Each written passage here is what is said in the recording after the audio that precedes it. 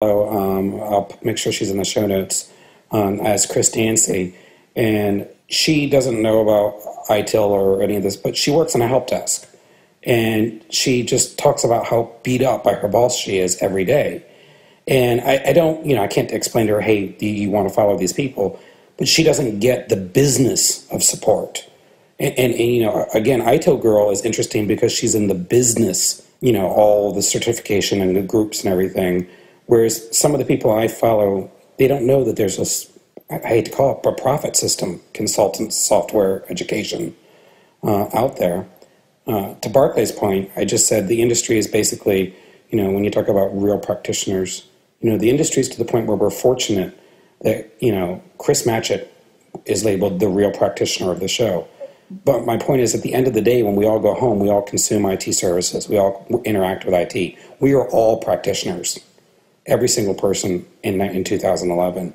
And to subjugate one group from another as software or hardware, as consulting or training, as a vendor or not a vendor, is to really diminish and contribute to the lack of engagement that we're seeing and not actually help the problem. And I think there's an element of back to ITSM as well that, at least from my point of view, I'd like to see address that.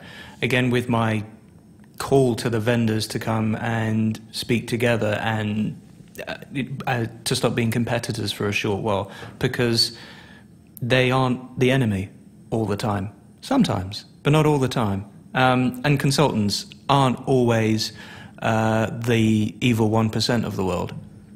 Sometimes they've got some pretty useful stuff to say. You would hope so. Well, Chris was talking this week about the collapse of the industry. I mean, we've been having conversations about that. And the fact of the matter is now, as an industry, I think vendors are far more engaged with vendors.